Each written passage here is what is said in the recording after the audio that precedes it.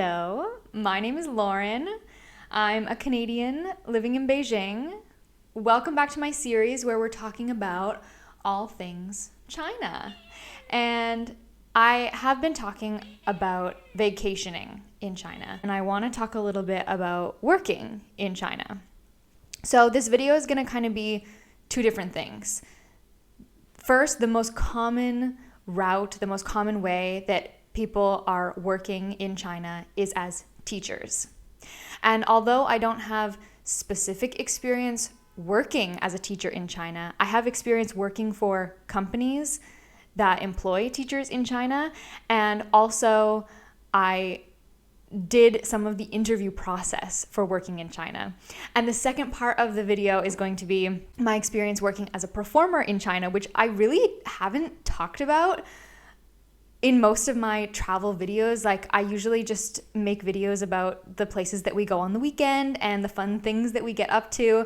And I really don't talk about work really at all, or I try to.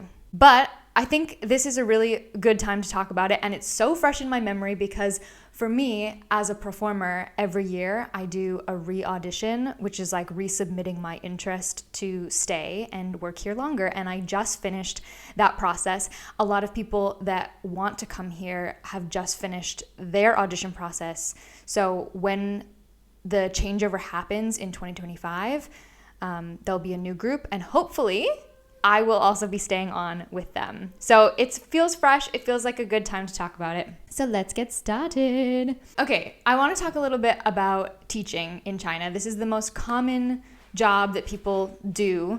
I get questions about it. I'm not a teacher in my current job, but I have interviewed for it. So, okay, I worked in Shanghai when I worked for Disney as a performer. I arrived in 2017 and I stayed until late 2019.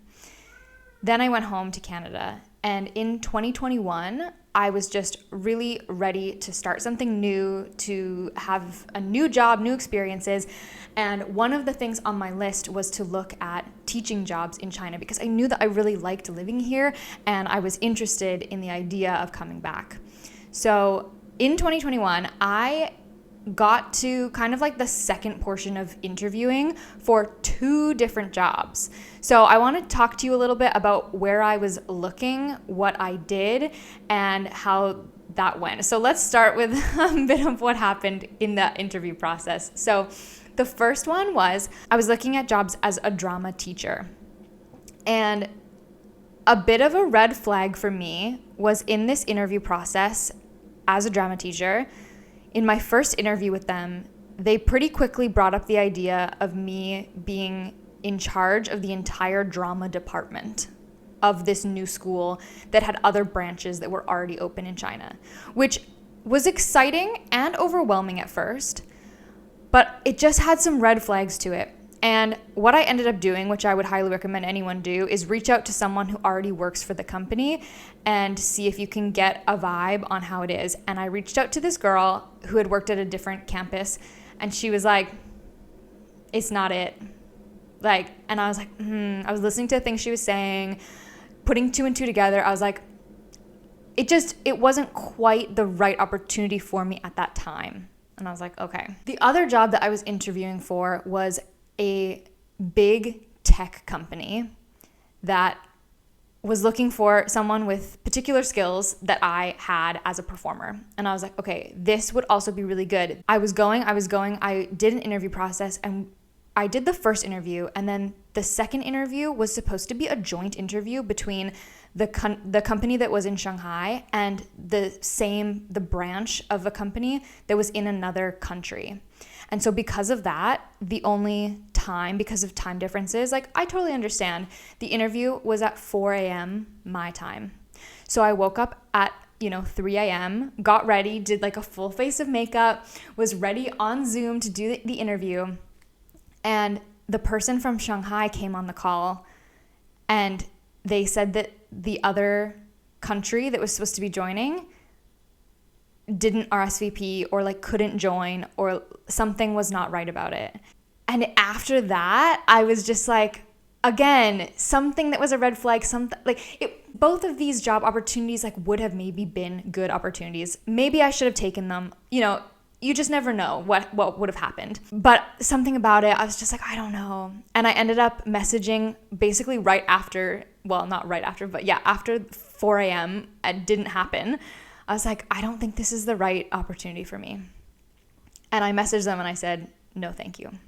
I want to tell you a little bit about how I got in contact and found these jobs, which were really good jobs that I was looking for and so happy that I was able to find the information for.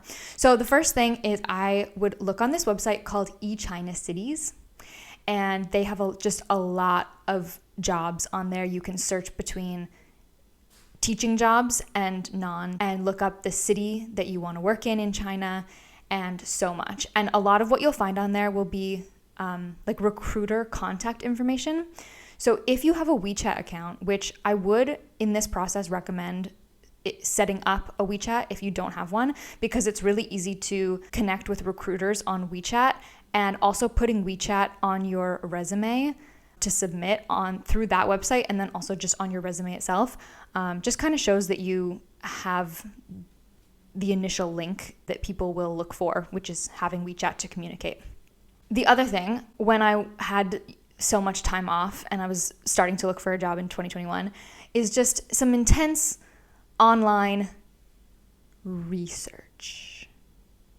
The first thing is finding maybe people that you are looking up to who have the job that you want to have. And I do that through Instagram and just looking for what company they work for, where they've worked, different things. That can just be really helpful to just kind of expand your idea of what is possible and where you might want to work and where you might want to live. So looking at people on Instagram, following companies on Instagram. And so the Chinese version of Instagram is an app called Xiaohongshu, which is like Little Red Book. I often see things on there too. So I think it might take a little while to get the algorithm going, but sometimes I see like job postings and things on there as well. And again, you're just seeing things from the cities that you're interested in of potential jobs. So those are the two places I would look. The third one, this is more back to general websites, is on LinkedIn. So on LinkedIn is a tool that I really don't even use as much as I should. I don't have my resume and contacts and stuff like on LinkedIn. It's somewhere that I don't have enough experience with, but I have a list in my Notion. I love to use Notion as like my online notebook, and I have so many different pages on my Notion, and one of the page that I have on Notion is future jobs. In my future jobs list, I have all the different places that I'm maybe interested in or just want to keep an eye on, and I have their LinkedIn company page. So usually companies update LinkedIn and job sites and everything on Mondays.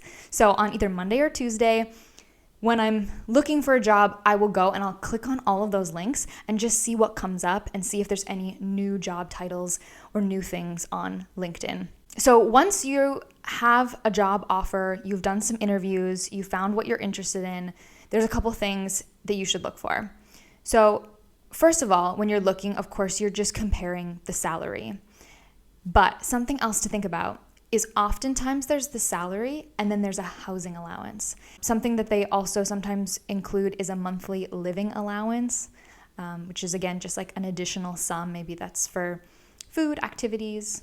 It's kind of just an addition to the salary, really. And then big red flag or green flag thing that you're watching out for is talking about getting your work visa. So the work visa that the company needs to get for you is a Z visa for China.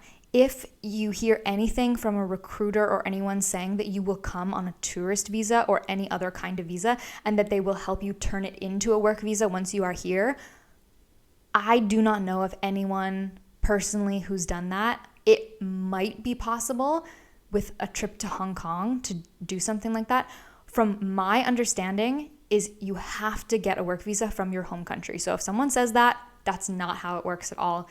It has to be, they can help you get the paperwork and everything, but it's you do the work visa process through your home country's China embassy. Then you come to China, and that Z work visa, it actually expires in, I don't know if it's like 30 or 60 days, and it gets transformed into a residence permit. So that's once you have your address and you know where you're going to be living. It has to happen in that kind of quick time frame when you start working here, where it turns into a residence permit. And that's how the cookie crumbles. Let's switch gears a little bit and talk a little bit about performance jobs in China. Obviously for me, I have 2 experiences with very big companies working as a performer in China. Big companies that have bases in the US and have different branches in all different countries. And one of those places is China. So Disney, Shanghai was my first job in China. That's the reason that I came to China. Before I auditioned for Shanghai Disney, I never thought that I would even travel to China. It wasn't on my radar at all, but I'm so glad that I did. They have audition tours that happen yearly, if not every 6 months, taking in submissions, but usually like once a year they do like a big audition tour. They travel to lots of different countries, lots of different cities, and that's all found on the Disney Auditions website. It's the same place that they list all of their auditions for everything: world, land, Paris, Hong Kong, cruise line, everything. The Shanghai auditions are there. Sometimes Shanghai and Hong Kong auditions will happen together, which is kind of nice because then you kind of feel like you're doing 2 auditions in one. If this is something that you've ever looked into, it's a really big rabbit hole that you can go down. That's a whole really different set of skills, very, very different from submitting as a teacher or any kind of teaching jobs. Performer auditions. I could do a whole video about auditions. I used to have a video about my Disney Cruise Line audition from 2015 on my channel. It was so long ago. I took it down, but maybe I should make more. I would like to make more videos like that. I always just feel like I'm telling people how to do things or being too instructional when there's so many aspects of it that are so detailed that I'm like, you can do whatever you want. Like you'll probably still book the job. I don't know.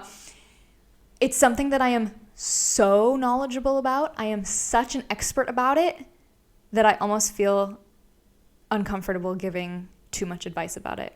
But I'll give advice to you in person. Like if you want to message me about it, I'll tell you all the things. I love to connect with people about it and give tips and talk about things and be like pros and cons. What do you want? What are you looking for? Because yeah, it's so nuanced. It's so detailed. Like, do you want this or do you there's just so many options. So for Disney auditions, yeah, you're basically looking at either an actor or a singer.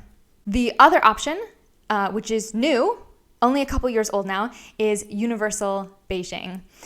I auditioned for Universal Beijing in their very, very first round when they were going to open the park. The auditions were in 2020 and the cast came here in 2021 to open the park. It was delayed in 2020. And I was so confident that I was going to book the opening cast of Beijing. And looking back, it's like everything works out for a reason. I'm kind of glad that I didn't, because everything works out well and, I did other things in that time. But I was so confident. I was just like, my resume of performance work, my resume of working in China, part of the audition to come here. The audition process for Universal is much more, there's a lot more parts to it than there is for the Disney audition. And part of it is you have to say a little bit in Chinese.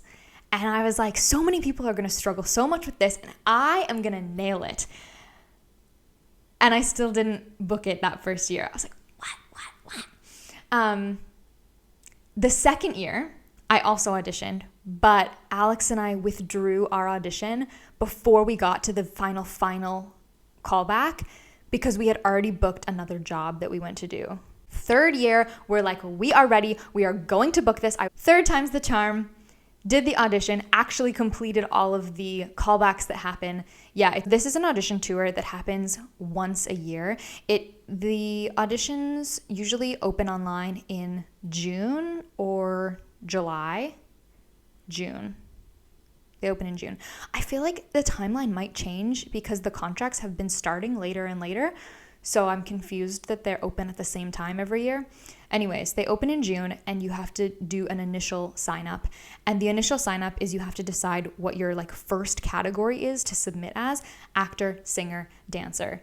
Someone like myself is kind of hard to decide which one I want to audition for, but I do think it's really important to pick the category that you think is going to be best suited for you, or that they would most see you as, even if it's just in order to get to the next rounds of the audition. That initial submission, I actually feel like is like the most tricky part to get through. After that, you just get to do what you're good at and just showcase all of your skills. In the actor auditions, I did a monologue, I did a dance call, which there was 3 different levels to choose from that you can pick your difficulty level, and the language check, which because it's with Universal Japan, it's a little bit of Japanese and a little bit of Mandarin, and you have to learn it, and for the callback, you have to memorize it, and it's really hard, but you can do it. The singer submission has multiple songs, dance call with 3 different levels, and the dancers, again, way more streamlined. You're either kind of choosing between hip hop and like gymnast abilities versus ballet. I'm really glad that I got to do my entire initial submission was online because it was in 2022. There was in-person callbacks that year, but most of it was just online. And it's just way more comfortable for me. I really prefer it online. So that was great. We have to re-audition, resubmit every year. So since then, I've done the in-person callbacks but that's just to keep doing the same thing I'm doing. So that's much less stress. So I appreciate that. I think they're still doing it if you don't live in a city that's close to one of their final callback cities. I think if you live close to a final callback, you have to go attend in person. But if you don't live close, I think they would still do an online final callback, which would be nice. This was a fun, basic overview of getting a job in China. It's a bit more specific than other kinds of job applications, but it's well worth it. Everyone that I know who has come to China to work, either as a teacher or as a performer, whether they really liked it or maybe didn't like it so much, they will always say that it's a life-changing, eye-opening experience that impacts their life for the better and that they learn a lot from. So overall, really good, positive vibes, no matter what the kind of direction the experience goes of coming to China. It's always going to be educational and an important part of job experience and learning about yourself, being in another culture and learning a bit of Chinese and just experiencing all of the things that you get to experience when you come to China for the first time. So I'm always happy to offer advice and help people to the best of my abilities. I'm not an expert on all of the things, but this was kind of just a good overview. So yeah, you can reach out to me on Instagram if you have more questions or things that you want help with. If it's really specific questions, especially about visas and stuff, I'm probably not the best person to ask. But this is all just to give you options and start the discussion. Maybe we'll get some more videos about more specific things about auditions in the future. If that's something that you want to hear more about, let me know. We can talk about it. And I will see you again soon for the next installment of my video essays, where I'm going to be talking about moving to China. Things to do before you leave home, things to look out for when you get here. It's an important time. It's a difficult time. I'm a big list person. I'm very prepared. I'm a Capricorn. I can help you because I've already made the lists and already done the checklists. And if I can help you, then I'm happy to. Thank you very much for watching. Please click subscribe, leave me a comment, and I will see you again next week. Bye.